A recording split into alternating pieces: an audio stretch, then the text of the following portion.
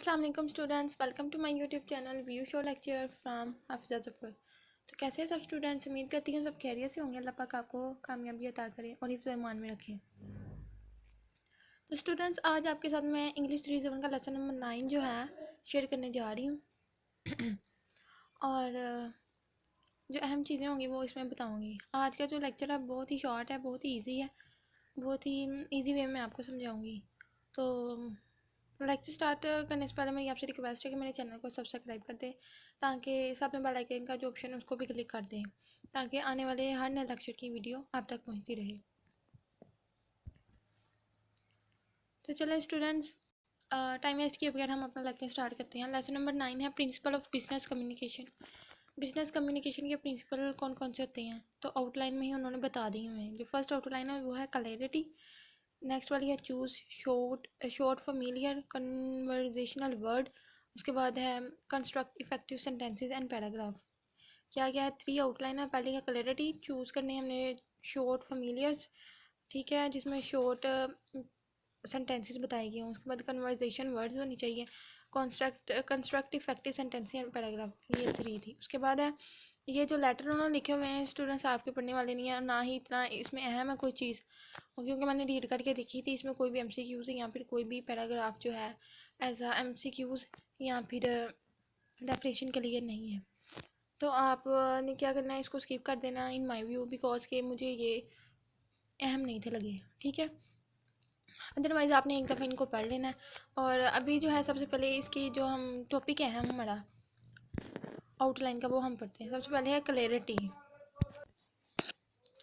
हाँ जी, तो स्टार्टिंग से पढ़ते हैं। पहले ये ऊपर वाला पैराग्राफ क्या है? Communication is an important part of our world today. जो कम्युनिकेशन है वो एक अहम हिस्सा है हमारी आज के दौर में, इस दुनिया में, ठीक है। The ability to communicate effectively with other is considered a prize quality of the successful business people. To communicate easily and effectively with your readers, you should apply the following 7 principle. ठीक हो गया।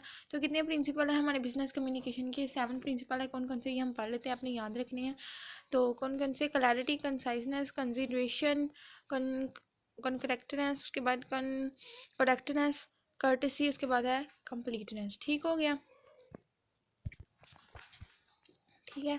तो ये मैंने highlight कर दी है आपको, ये आपने याद रखने के 7 प्रिंसिपल होते हैं बिजनेस कम्युनिकेशन के। एक शॉर्ट क्वेश्चन बन गया, ठीक है। पहले जो है क्लैरिटी पढ़ लेते हैं। क्लैरिटी क्या होती है? क्लैरिटी इसे मीन है कि किसी चीज़ का क्लियर करके हमें बताना, ठीक है, सेंटेंसेस का क्लियर होना। तो पढ़ लेते हैं क्या इसकी डेफिनेशन क्या है। Clarity mean getting your message across so that the receiver will understand what you are trying to convey.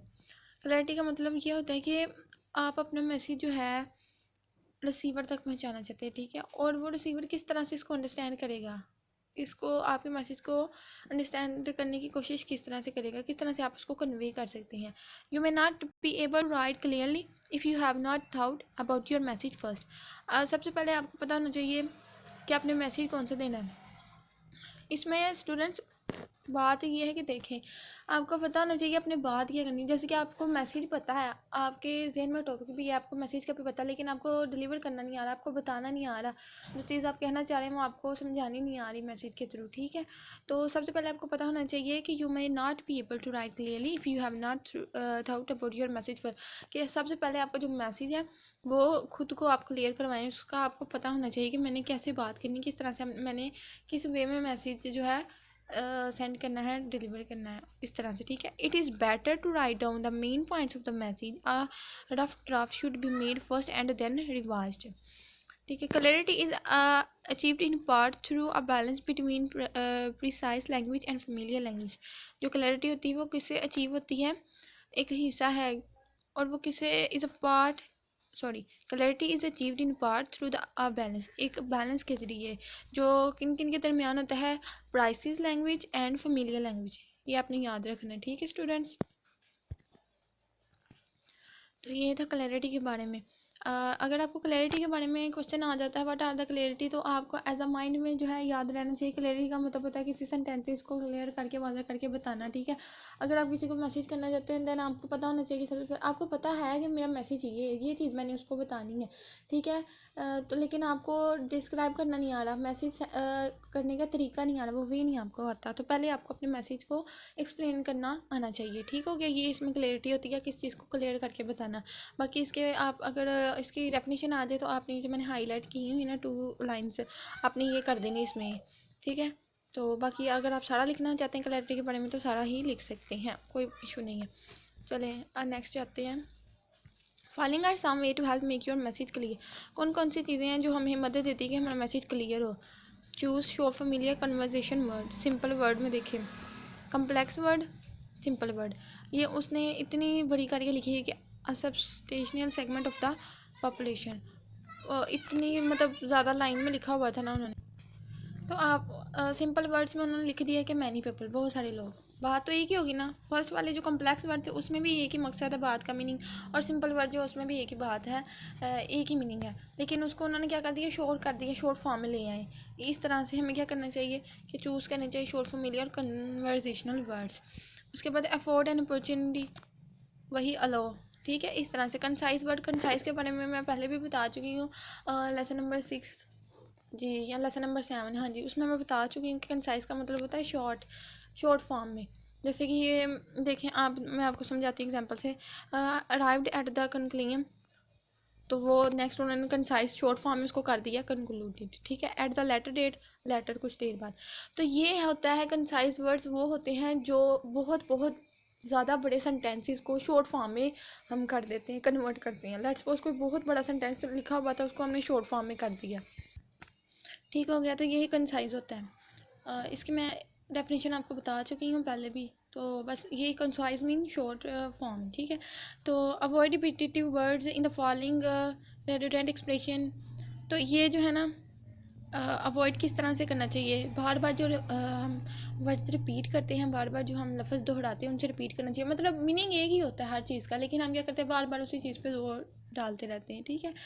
तो absolutely free, me together, educate enough, over with, ये सारे जो हैं क्या करते जाए, हमें रिपीटेटिव वर्ड होते हैं, इनका मीनिंग एक ही होता है लेकिन फिर भी हम रिपीट करते रहते हैं, तो इनसे हमें क्या करना चाहिए, अवॉइड करना चाहिए। उसके बाद कन्वर्जेशन वर्ड कौन से होते हैं, right expression, choose a conversation words.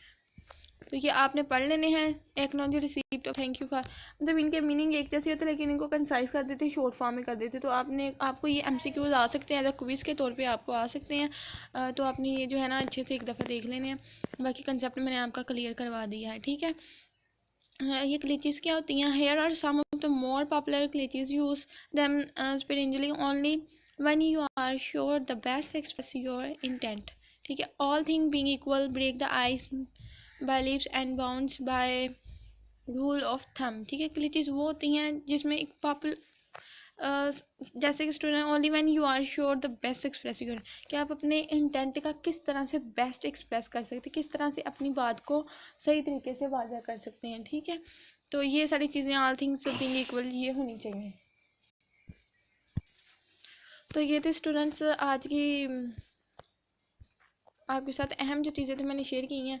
इसमें कोई भी खास नहीं था, बस क्लैरिटी की डेफिनेशन, आपको 4 प्रिंसिपल जो है वो आनी चाहिए, ठीक है। कर्टिसी, कंसाइजनेस, ये सारी जो है करेक्टनेस लास्ट लेक्चर में मैं आपको बता चुकी हूँ, ठीक है। तो उसके बाद आपने ये सारी चीज़ें एक दफ़ा क्लैरिटी वगैरह पढ़ने के बाद आपने क्या करना है, फिर ये लेटर देखनी है। फिर आपको पता चलेगा कि ये लेटर जो हैं ठीक लिखे हुए थे, लेकिन हमें लग ठीक रहे थे, लेकिन फिर भी इनमें गलतियाँ थी।